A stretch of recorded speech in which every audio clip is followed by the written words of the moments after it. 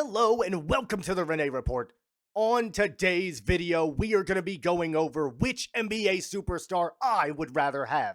And there's only one way I want to do this. I'm going to lay out both cases for both players. I want you, the audience, the people watching, to comment down below which player you would like, which argument you thought was stronger, and what points you thought I missed about the two players. Let's get right into it. Jaylen Brown versus Tyrese Maxey. Jaylen Brown is a bona fide playoff stud. In the playoffs last year, the Boston Celtics finally overcame their perils of the past and won an NBA championship, in large part due to Jaylen Brown. Jaylen Brown has been dominating the league from the moment he came in it, improving in every single aspect he could, is a defensive superstar with a toughness and mentality that cannot be matched. What he lacks in size, height-wise, he makes up for in stature and strength. What he lacks in dribbling, he makes up for in the ability to make tough shots and to guard the best player on the other end of the court. His biggest strength is a beautiful midi shot, a ferociousness to drive to the basket, and a consistency that many will not be able to match. His weaknesses are as follows. He has a terrible left hand. He's not an amazing passer. He has a free throw percentage that has never eclipsed 72% in his entire career.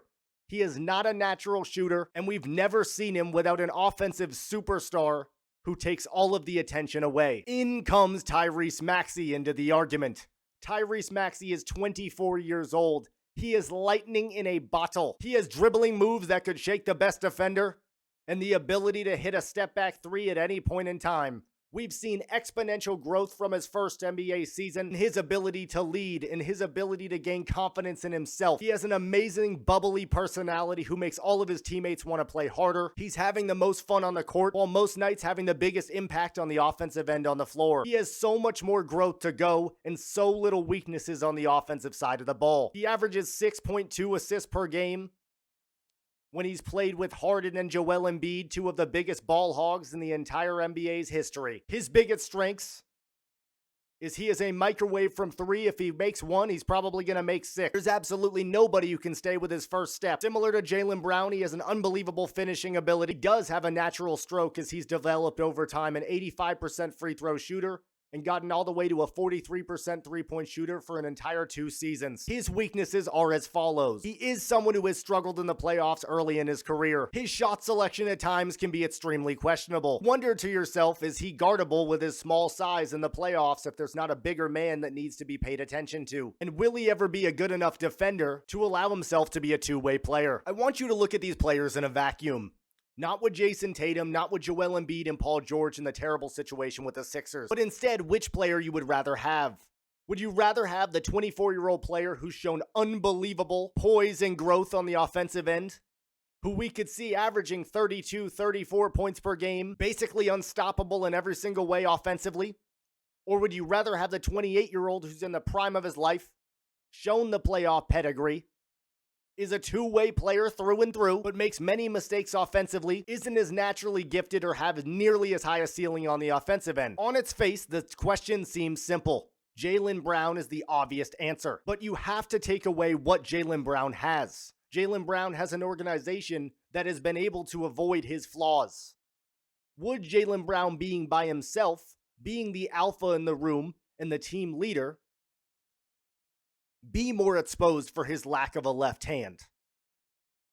Be put in situations where he needs to be more of a passer and someone you run the game through? And would he thrive in that environment? Whereas with Tyrese Maxey, we know he would thrive in that environment and has every single time Joel Embiid has gone down. And on the other side, if Tyrese Maxey didn't have amazing defenders around him, is he someone you would be able to expose, and all of a sudden the amazing offensive output he puts out would be diminished or at least lessened by the other player he's guarding being able to score similar points? Is his shot selection going to improve? Him continue to get stronger? And how much of a ceiling is there on Tyrese Maxey's game? So the question is truly simple, my friends. Would you rather have the next 6 to 10 years of Tyrese Maxey and the exponential development we've seen from him?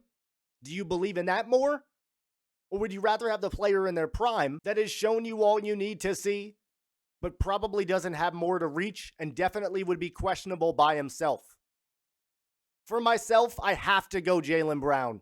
Based on the fact of what he's shown me in the playoffs, he's someone I can depend upon. He's a leader in the locker room. He's a leader amongst men. And he's always developing, improving, and making an impact in his community. But I asked this question for a reason.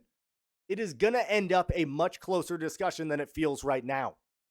Tyrese Maxey is going to be a top 6 to 8 offensive scorer in the NBA, while the Kevin Durant's and the LeBron James and the Joel Embiid's start to leave our game.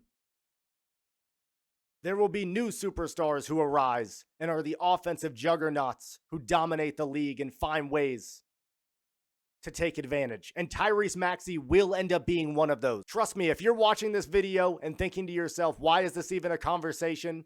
Just wait a few years and I promise you this conversation will open up. Do you guys think there's any argument for Tyrese Maxey? Believe Jaylen Brown has this matchup locked up and there's no world you wouldn't take him? Let me know your thoughts down below. Let me know what players you want me to discuss against one another in a vacuum next. Thank you so much for listening. Have an amazing night, and I'm out. Peace.